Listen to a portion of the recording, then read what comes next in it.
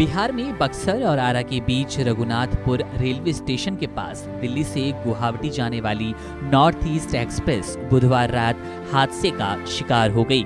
इसमें निवासी दीपक भंडारी ने अपनी पत्नी उषा और एक बेटी आकृति को खो दिया। दीपक पत्नी और जुड़वा बेटियों के साथ नॉर्थ ईस्ट एक्सप्रेस की 3rd AC बोगी B7 में सवार होकर न्यू जलपाईगुड़ी जा रहे थे। झटके के साथ ट्रेन में अफरा तफरी मची, ट्रेन रुक गई। चोट लगी तो दीपक भंडारी बेहोश हो गए। इसके बाद की कहानी आपका भी सीना चीर देगी। जब होश आया दीपक को तो दुनिया लुट चुकी थी, पत्नी की जान जा चुकी थी, बेटी ने भी दम तोड़ दिया। आनंद विहार से परिवार के 4 सदस्य संग चले दीपक न्यू जलपाईगुड़ी उतरना था। पति पत्नी और जुड़वा बेटियां। दीपक भंडारी ने आनंद विहार स्टेशन पर परिवार संग सेल्फी भी ली, लेकिन क्या पता था कि ये सेल्फी यादों की सेल्फी बन जाएगी। ये सेल्फी परिवार संग आखिरी सेल्फी होगी। पत्नी और बेटी आकृति इस सेल्फी का हिस्सा दोबारा कभी नहीं बन पाएंगी।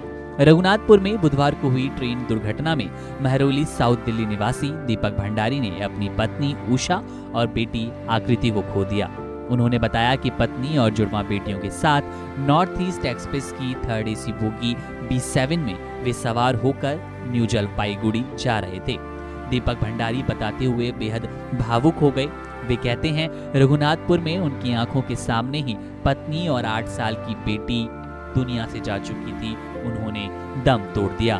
वे कहते हैं कि दूसरी बेटी अदिति जरूर बच गई, लेकिन अब परिवार नहीं रहा। परिवार के 2 अनमोल रतन, 2 अनमोल सदस्य उन्होंने खो दिए। यात्रा से पहले परिवार के साथ उन्होंने एक सेल्फी ली थी जो कि बेहद हंसी खुशी को बयां कर रही थी, लेकिन वो सेल्फी आखिरी बन गई, यादों का हिस्सा बन गई।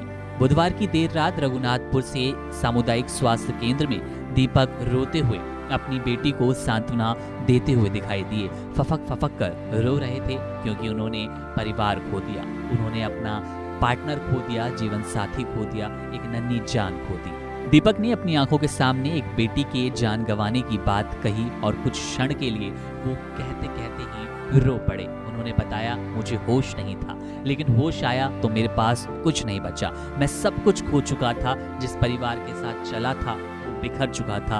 उसका बेहद ही छोटा अंश यानी कि सिर्फ एक बेटी उनके पास मौजूद थी। दीपक अपनी दूसरी बेटी के साथ अस्पताल में पत्नी का इंतजार कर रहे थे, लेकिन बाद में वो खबर आती है जो दीपक को तोड़ देती है। वो खबर आती है जो कोई नहीं सुनना चाहता था। दीपक की पत्नी दुनिया में नहीं रही। बता दें कि दीपक की एक बेटी जिसकी जान गई वो बेहद ही बुरी हालत में पाई गई और इसके बाद दीपक देखते देखते उसे रोने लगे। निश्चित रूप से ये कहानी आपका भी कलेजा चीर देने वाली है। आंखें नम हो जाती है और बार बार शुक्रिया अदा करना होता है उस ईश्वर का, उस भगवान का जिसने 2 सदस्य की जान बचा ली। 2 सदस्य अभी भी परिवार में जिंदा है।